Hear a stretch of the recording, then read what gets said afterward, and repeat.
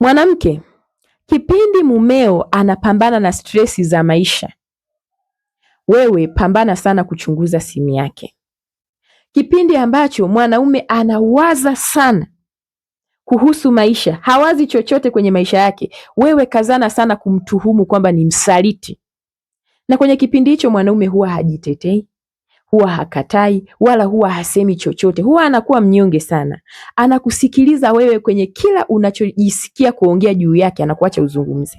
Chochote unachojisikia kuzungumza juu yake, ananyamaza, anakuacha uzungumze. Kipindi ambacho mumeo ana stresi, mambo yamejaa kichwani, mpaka mwili wake umesahau kwamba yeye ni mwanaume. Badala ya wewe kumuuliza mume wako anapitia kitu gani, wewe jijazie majibu unayoyataka. Kisha mwambie, mume wangu, wewe unakuwa hivi kwa sababu una wanawake zako huko nje.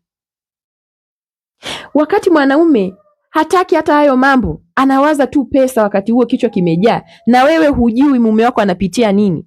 Wewe mwambie tu, wewe mwanaume ni muhuni, ndio maana uko hivi kwenye siku hizi, sikuelewi, umekuwa muhuni. Leta ugomvi wa kila rangi ndani ya nyumba yako, ukimtuhumu kwamba anakusaliti, ndio maana mwili wake umesahau kama yeye ni mwanaume. Ndio maana hana hisia na wewe, ndio maana havutiwi na wewe kwa sababu ana watu wake. Kwenye wakati huo wewe ongea chochote unachojisikia. Kipindi mumeo humuelewi, badala ya kuhangaika umuelewe mwenzako anapitia nini, wewe jipatie majibu unayotaka. Kwa sababu ni kawaida yako wewe kama mwanamke kujijazia majibu unayoyaona wewe kichwani mwako. Majibu ya hayo unayoyafanya utakuja kuyaona mbele ya safari. Kipindi ambacho mumeo amechanganyikiwa, anarudi nyumbani anatia tu huruma, unamsema unamaliza, ananyamaza tu, hajitetei wala hasemi chochote. Wakati mwingine anakuuliza kabisa, kwa nini unanifanyia hivi? Mimi siko huko sasa hivi. Umeng'ang'ania kushikilia msimamo kwamba wewe una watu wako, ndio maana iko 1 2 3. Anaamua kunyamaza. Matokeo ya hayo unayoyafanya utayaona mbele ya safari. Kwenye kipindi hicho wewe leta vurugu tu ndani ya nyumba.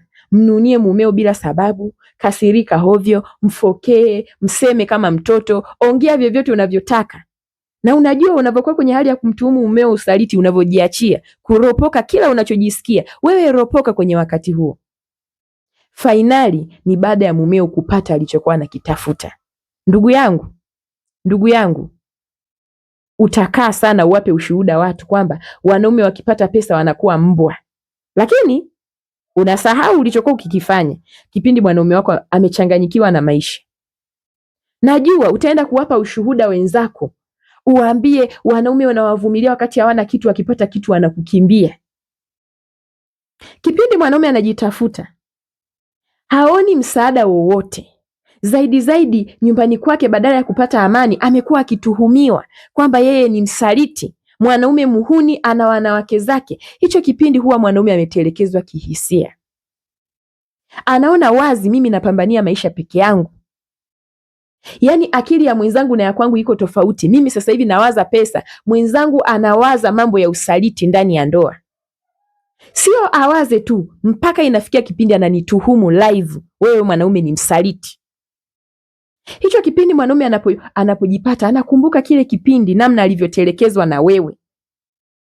Wakati alikuwa amechanganyikiwa, anatamani apate mtu wa kumuuliza, mume wangu unapitia nini? Alikuwa anapata mtu wa kumtuhumu na kujaza majibu anayojisikia. Alitamani walau apatikane mtu mmoja anayempenda, amuulize unapitia nini, walie pamoja, wapite kwenye kipindi hicho kigumu pamoja, amuelezee changamoto zake, huyo mtu ampe faraja, amwambie utavuka pamoja na haya unayopitia. Lakini alikosa huyo mtu. Alikosa. Hicho kipindi alikuwa anapambana mwenyewe, alikuwa anapambana na stresi za maisha, alikuwa anapambana na hukumu ya usaliti anayohukumiwa, alikuwa anapambana na maneno makali, alikuwa anapambana na maumivu akiwa peke yake. Badala ya kusaidiwa kihisia na mtu aliyempenda anayelala na kuamka naye, yeye alikuwa bize kuchunguza simu yake. Kipindi mwanaume hata akili ya kuwaza wanawake hana, mke ndo alikuwa anakimbizana usiku na mchana kuchunguza simu yake, kuangalia nani na nani ambaye mume wake anawasiliana naye. Na hicho kipindi mwanaume hakuwa na pesa. Ukumbuke alikuwa anajitafuta. Mwanamke alikuwa akiona kitu ambacho hana hata uhakika nacho, alikuwa anawasha moto kumtuhumu mume wake kwamba ni msaliti. Wakati mwingine mwanaume huyo alikuwa anakubali kwa sababu amechoka kujitetea, akili yake imechoka, amefika mwisho, amechanganyikiwa. Atawezeje kumwambia kwamba mwenzako anapitia hiki na hiki, ikiwa mtu mwenyewe ambaye anamtegemea kumwambia vitu ana majibu yake kichwani? Atawezeje kumwambia mke wangu sasa hivi nina wakati mgumu, ikiwa mke mwenyewe kwenye wakati huo anaona mumewe ni msaliti? Kuna haja gani ya yeye kushare changamoto yake na mtu ambaye yeye ana majibu, ana namna anavyomfikiria? Basi mwanaume kipindi hicho alikuwa ananyamaza, lakini kipindi ambacho mwanaume amepata, hatakuwa mnyonge tena.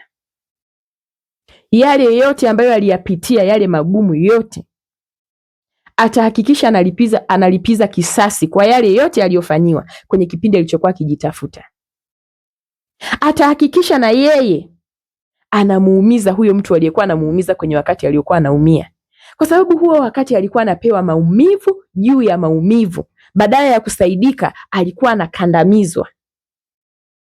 Alikuwa anatoka kwenye harakati, amechanganyikiwa, akili hazisomi, mawazo tele, anaingia hasara, miradi inaharibika huko, biashara zinashuka, hela haziingii tena, na matumizi kwenye familia yalikuwa makubwa. Alikuwa amechanganyikiwa. Lakini kipindi hicho hakuna aliyejali. Kwa hiyo na yeye atakapopata hawezi kujali hisia za mtu mwingine, kwa sababu kipindi yeye hisia zake zina maumivu, nani alijali? Nani aliyejali? Kipindi anaumia, anapambana na maisha huko kimya kimya, moyo wake umebeba mengi, anatarajia hata mtu mmoja amuulize hata unapitia nini, walau ayatoe. Hakuwa na huyo mtu.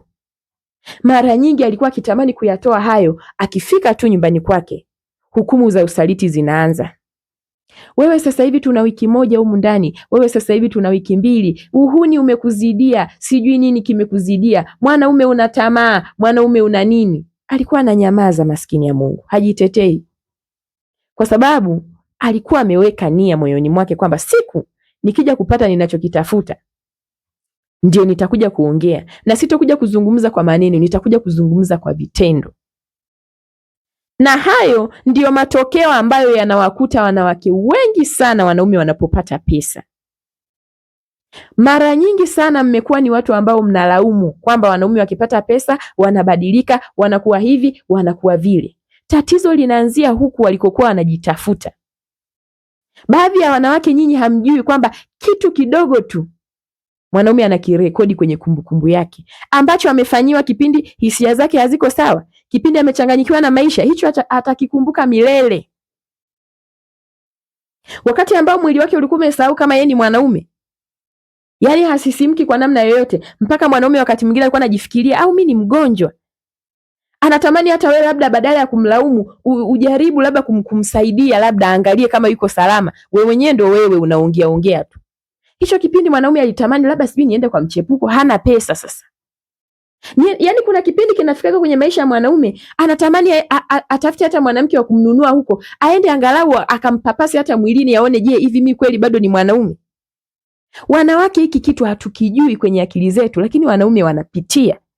Kuna wakati nakwambia mwanaume, wanaume wake unakuwa kimya kabisa. Amechanganyikiwa na maisha, hakuna anachowaza. Anatamani walau badala ya wewe kumtuhumu, walau hata umpapase aone, je, hivi kweli mimi bado niko mzima? Wanawake hamwezi kuamini hichi ninachokiongea, lakini wanaume wananielewa 100%. Wako waliopitia haya mambo. Kuna wanaume wiki 2 ilikuwa inapita, anaona tu dakika 2-3 kidogo kimya, wanaume wake yuko kimya tu. Alikuwa anawaza nini kinaendelea kwangu? Anatamani hata mke amsaidie, amshikeshike, afanye nini, lakini mke amejaa lawama, mke amejaa maneno makali, mke amejaa matusi, mke amejaa tuhuma. Mwanaume alichagua kwamba mimi nitanyamaza kimya, nitakuja kuzungumza wakati wangu ukifika. Sasa hivi acha nipambane na hii hali yangu, hizi stress nilizonazo acha ziniue peke yangu, na nikifanikiwa kutoka hapa, sauti yangu itatoka kwa vitendo. Sitoongea kwa maneno tena, sitomkumbusha mtu alichonifanyia, atajifunza mwenyewe. Ndio haya mambo ambayo wanawake wengi mmekuwa mkilia nayo. Hili neno naomba wanawake ambao bado wanaume zenu wako kujipambania, mlishikilie sana sana. Kipindi mume wako anapambana kimaisha, punguza lawama, punguza kujiongeza. Kama mume wako haja kuonyesha kitu yeye mwenyewe, usijipe majibu wewe mwenyewe. Mpendwa, muulize mume wako, zungumza na mume wako. Unapoona mumeo hali yake huielewi, jaribu kuzungumza naye akupe jibu yeye kutoka kwenye kinywa chake. Acha kutabiri, wewe sio mtabiri. Wewe sio mganga kwamba unahisi kinachoendelea. Acha kuzungumzia nafsi ya mtu. Acha kujiongeza. Mtu unaye ndani ya nyumba, kwa nini usimuulize kwamba unapitia nini mwenzangu? Kwa nini unajipa majibu wewe mwenyewe? Mbona mume wako hajasafiri? Mbona mume wako kila siku anarudi humo ndani? Mbona unalala naye na kuamka naye? Kwa nini usimuulize, mwenzangu, unapitia nini kwenye maisha yako? Mbona mimi mwenzako sikuelewi? Yeye mwenyewe atakwambia. Naomba nikukumbushe, mwanaume ni binadamu, ana akili timamu, ubongo wake unafanya kazi. Hata kama angekuwa na mchepuko, hawezi kuto kuwajibika nyumbani kwake kwa sababu ya mchepuko. Hicho kitu hakipo. Kama mnaishi tu vizuri, ana sababu gani za kuanza kuperform nje aache kuperform nyumbani kwake? Ni kweli unamwona mwanaume wako haeleweki, akirudi yuko mbali, ulizoea kupiga naye story, sasa hivi hapigi. Wewe unajiongeza, unawaza tu huyu ana mtu wake. Kwa nini huwazi kama ana changamoto za maisha? Kwa nini huwazi kama mumeo amepoteza pesa? Kwa nini huwazi kama ameanza kuingia hasara kwenye biashara zake? Wewe unawaza tu wanawake tu. Mwanaume wako umemweka ni kama kiumbe ambaye yeye anawaza uzinzi always. Hakuna kitu kingine anachokiwaza kwenye maisha. Umemweka mume wako kwenye nafasi ambayo hata yeye hajawahi kufikiria kama anatazamika hivyo na wewe.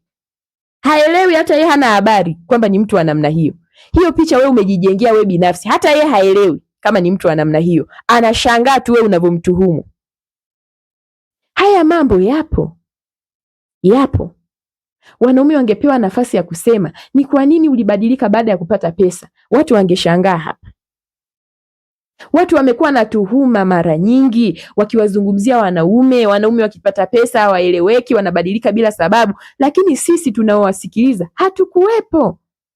Hicho kipindi ambacho mwanaume alikuwa anajitafuta, sisi hatujui. Wewe mwenzetu ulifanya nini kwa mumeo? Hatuelewi. Tunaona tu sasa hivi matokeo na malalamiko yako dhidi ya hicho kilichotokea. Kipindi ambacho unamtuhumu mumeo na usaliti, sijui ni nani aliyekuwa anakutuma. Na hicho kipindi hukukumbuka hata kumuuliza mume wako, kama kuna hali yoyote mbaya unayoipitia mume wangu nishirikishe mimi mke wako. Hukuwahi. Maskini ya Mungu, hukuwahi. Ulikuwa una haraka ya kujipatia majibu wewe mwenyewe. Ukaanza tu, mume wangu wewe ni msaliti, wewe kilienda kikarudi, wewe hivi na vile, ukaamua tu wewe mwenyewe kujipa majibu ambayo umejipatia wewe mwenyewe. Haya, mtabiri, ukatabiri yanayoendelea kwa mume wako. Kwa bahati mbaya ulichokuwa unatabiri sio.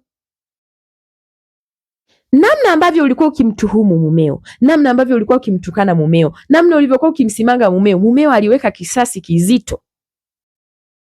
Mume wako alikuwa ananyamaza unapomtuhumu, sio kwa sababu hana mdomo, au sio kwa sababu alikuwa hana cha kuongea. Cha kuongea alikuwa nacho, lakini je, anaongea na nani?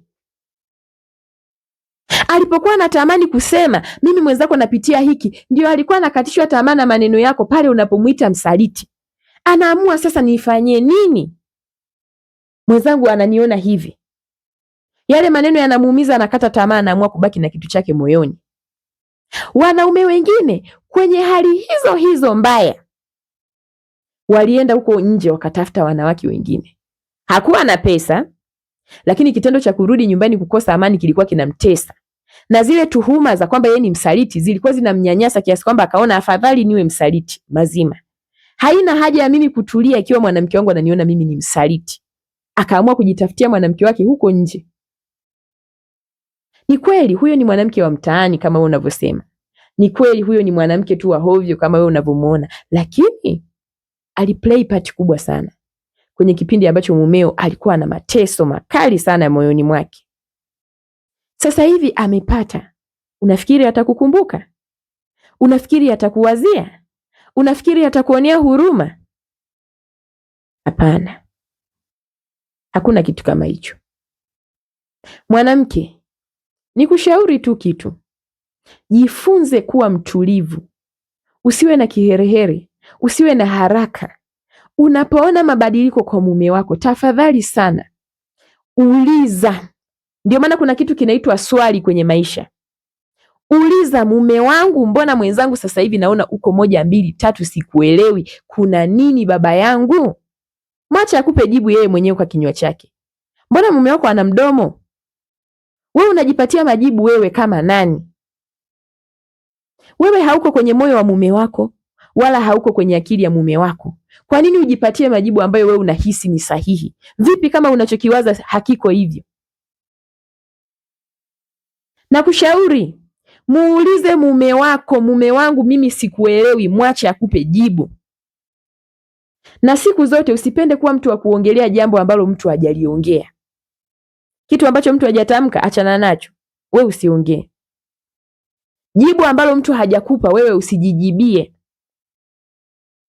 Sio kila wakati mwanaume itakuwa ni rahisi kwake kufunguka yale anayoyapitia kwako. Wakati mwingine anahitaji muda kwa sababu anahisi akikwambia utakata tamaa. Anaona ataiumiza familia yake. Kwa hiyo wakati mwingine kwa kipindi kirefu sana huwa anavumilia. Na kuna wakati mwanaume huwa anavumilia kipindi kigumu peke yake bila kumshirikisha mtu. Atakuja kumshirikisha huyo mtu akiwa amevuka hicho kipindi. Bwana, mwenzako ulikuwa unaniona kipindi kile niko 1 2 3, wewe acha tu mke wangu. Nilikuwa napitia 1 2 3, nilipoteza mwenzako pesa. Hapa unaponiona nilikuwa nimebaki tu na milioni mke wangu. Niliwaza tutaishije sisi na familia hapa. Ndio maana uliniona nimechanganyikiwa kiasi kile. Kwa bahati mbaya wanawake huwa hatusubiri mpaka huo wakati ufike. Wewe una haraka, unataka mwanaume wako akwambie on time wewe unapotaka. Akikwambia naomba nipe muda, nitakwambia, hutaki, unang'ang'ania. Matokeo yake mume wako akila msimamo kwamba mimi siwezi kusema kwa sababu moyoni mwake anaona hiki kitamkatisha tamaa mke wangu, unaamua kujipa majibu yako mwenyewe. Kisha unaanza kumdiskasi mumeo, wewe msaliti, una wanawake, wewe muhuni, wewe kilienda hivi. Mimi niseme shauri yako. Shauri yako. Lakini nimekushauri kwa wema kabisa. Jitahidi sana kuwa na subra. Wanawake wengi tunateswa sana na tatizo la kutokuwa na subra. Jitahidi sana kuwa na subra. Muulize mtu kitu, mwacha atakapokuambia yeye mwenyewe. Wewe unafikiri yeye hajioni kama amebadilika? Ni wewe tu ndio unayemuona. Yeye mbona anaelewa kwamba hapa mimi nina tofauti na zamani, anajiona. Wewe unamuona kabisa mume wako anarudi nyumbani bila furaha. Anarudi hana amani. Na wewe badala ya kumtengenezea amani at least apate faraja, unaanza kuwasha nyumba moto. Ili aondoke tena anakimbia aende nje. Matokeo yake anaweza akapata mwanamke mwingine nje ambaye akawa anamsikiliza na kumuelewa kwenye kipindi hicho anachokivuka. Niwaambie tu kweli, kuna baadhi ya watu huwa hawaambiwi changamoto za waume zao. Waume zao wanaenda kuwaambia changamoto hizo michepuko yao huko nje. Na hiyo ndiyo sababu wewe unamuona mume wako yuko na mwanamke miaka miwili, umeshaongea umechoka. Hajawahi kumwacha. Yuko naye kwa sababu wana connection kubwa sana ya kihisia. Kuna vitu vikubwa sana ambavyo yule mwanamke anavyomsaidia. Mtabishiana kukataa kwa namna yoyote, lakini mwanaume yeyote anayekaa na mwanamke wa nje kwa muda mrefu, inamaanisha huyo mwanamke pia kuna kitu ambacho mumeo anafaidika kwake. Ukiacha mambo ya ndani, ukiachia mambo ya ndani, mambo ya kawaida tu kwenye maisha, kuna faida anayofaidika na yule mwanamke. Yule mwanamke anajua kukea hisia za mume wako, anajua kumtuliza mume wako, anajua kumuelewa mume wako, na anajua kuvuta subra, kufahamu kile ambacho mume wako anakipitia. Na hicho wewe mwenyewe umemfundisha kwa mikono yako. Umemwacha mumeo aende akajifunze kwa mtu mwingine kwamba kumbe mwanamke anatakiwa kuwa namna hii. Wewe umechagua kuwa mtu wa kukurupuka nyumbani kwako, unapiga kelele hovyo kama umechanganyikiwa kama mwehu. Mwenzako, mwanaume wako akifika kule, akiona hayuko sawa, anampa time, baby pumzika. Utakapokuwa sawa, tutazungumza kuna shida gani. Mwanaume analainika. Mwanaume anajisikia salama, mwanaume anajiona yuko sefu kushare kitu chake na yule mtu, anashare naye. Mwenzako, ninapitia 1, 2, 3. Yule mwanamke anamtia mume wako moyo, utavuka, utatoboa. Hii ni hali ya muda tu. Pole kwa haya unayoyapitia. Na kipindi hicho wala hatakuwa na matumizi ya kumuombaomba pesa mumeo. Anaelewa sasa hivi huyu mwanaume anapitia changamoto. Wewe huku nyumbani kwako, wewe tena na mdomo wako ambao utafikiri umekoka moto mdomoni mwako, unashindwa kunyamaza. Mdomo unakuwasha kama umelishwa pilipili. Maneno unayoongea we mwanamke, hata mume wako akikurekodi, siku aje kusikilizisha, unaweza ukakataa useme sio mimi. Na atakapokuambia mwenzako, kwenye kipindi hicho nilikuwa napitia 1, 2, 3, aibu ulionayo unashindwa hata kunyanyua uso ukamtazama mumeo usoni. Kwa namna ambavyo ulijimaliza kuongea mambo ya matakataka, uliongea mataputapu yasiyo na maana kabisa. Ulikuwa unaongea kama mlevi, kama mtu usiyetumia akili hata chembe. Huwezi hata kukubali kwamba ni mimi ndo nilikuwa naongea. Mume wako akikwambia, sasa mwenzako, kwenye kipindi ambacho ulikuwa unaongea haya, nilipoteza milioni 10, nilikuwa sina pesa. Utachanganyikiwa pale mumeo atakapokuambia, mwenzako, mradi wangu wa sehemu fulani umeniingizia hasara kubwa. Kipindi ambacho ulikuwa unaongea haya maneno, mwenzako, nilikuwa napitia 1, 2, 3. Utatamani umpigie mumeo magoti yenyewe utaona hayatoshi. Na kwa wakati huo, my dear, utakuwa umechelewa.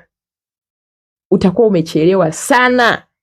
Yaani wewe ukimwacha mwanaume wako apambane kwenye kipindi cha matatizo kihisia peke yake, wewe hata akija kukaa sawa, wewe sio wa maana tena kwake. Utakuwa umechelewa. Achana na hivyo vitu kabisa. Wewe itabidi tu unyamaze na ukubaliane na chochote ambacho mwanaume wako atakuwa anakifanya. Hutakuwa na nafasi ya kumnyoshia kidole. Hutakuwa na nafasi ya kumtoa huyo mwanamke wa nje kwa namna yoyote. Ndio nikwambie sasa. Ndio maana kuna baadhi ya wanaume wanafika mahali wanaanza hadi kuriziki familia zao kwa ajili ya watu hao wa nje. Ni kweli huwa tunawatafsiri kama wanaume fulani wasio na akili, lakini wengine wana akili timamu kabisa.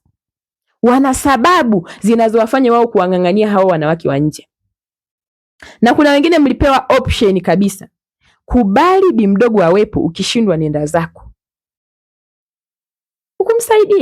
Hukumsaidia wakati anasafa, kumsaidia. Bi mdogo alikuwepo pale, alipatikana wakati ambao mwanaume alikuwa anahitaji mtu wa kumsaidia kihisia.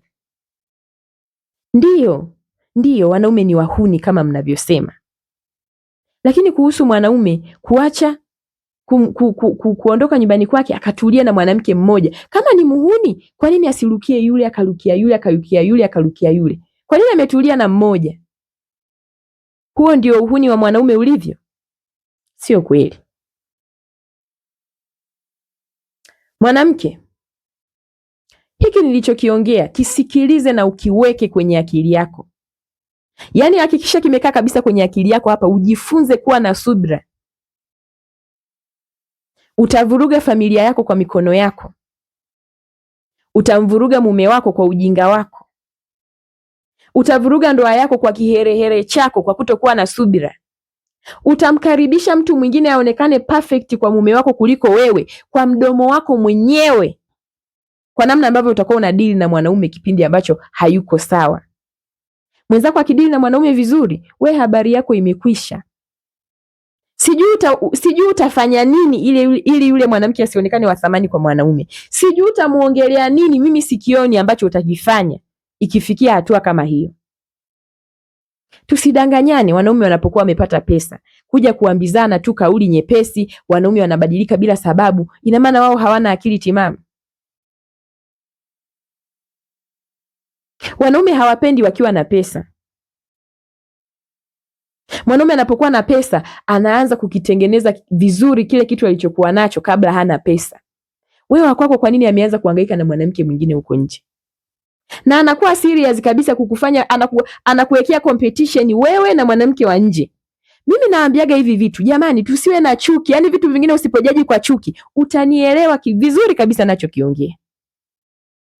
Ni kweli. Basi haya tuseme mwanaume anabadilika akishakuwa na pesa. Inahusiana nini na yeye kuriski familia yake kwa sababu ya huyo mwanamke? Kwa nini ana ujasiri wa kukwambia wewe ukiona umeshindwa nenda zako? Mimi yule mwanamke sitomwacha. Kama ni muhuni wewe ukishamkamata na huyo mwanamke, kwa nini asimwache akatafuta mwanamke mwingine ambaye atakuwa mgeni usiyemjua? Kuna nini cha zaidi ambacho anakipata kwa huyo mwanamke? Miezi 6, mwaka, yuko na mwanamke mmoja. Kwa nini asianze kuwa na wanawake tofauti tofauti ndio tuseme huyu mwanaume ni muhuni? Mimi nawaambia ukweli. Stori zenu mnazotupatia kwamba wanaume zenu walipofanikiwa waliwageuka, tunazisikiliza. Lakini wenye akili timamu kama sisi tunachuja. Hatuwezi kuzipokea kama zilivyo. Lazima mimi nitataka kujiuliza kwa nini imefikia hali kama hiyo. Lakini we huwezi kuniambia. Na wakati mwingine unaweza usikumbuke. Au ukaona kama hana sababu, umesahau kipindi kile ulivyokuwa ukimtuhumu usaliti. Akiamka msaliti, akilala msaliti, akienda kazini msaliti, anaandikiwa waraka wa kutosha kwamba ni msaliti. Mimi niseme mwanamke, huu ujumbe wangu ni muhimu sana kwako. Natamani ukae nao kila siku, ujifunze mara kwa mara. Mwanamke, jifunze kuwa na subira, kwa sababu subira ndio kitu kinachotuharibia sana sisi wanawake. Mwanamke mwingine akija kuwa na subira kuliko wewe, mwanaume wako atakapopata atamjali zaidi mwanamke aliyekuwa na subira kuliko wewe ambaye ulikuwa na haraka ya kujaji kitu kwa namna unavyoona wewe. Mimi nikwambie kabisa, kuwa makini na mambo unayoyazungumza kwa mumeo wakati unamuona mumeo hayuko sawa. Kama unajiona kabisa hujauliza na ukapewa jibu, hebu acha mara moja kujaji vitu kwa namna unavyoona wewe. Hiyo itakusaidia sana. Kama umependezwa na ujumbe huu, usisahau kusubscribe chaneli yangu ili uendelee kupata elimu nyingine kama hizi.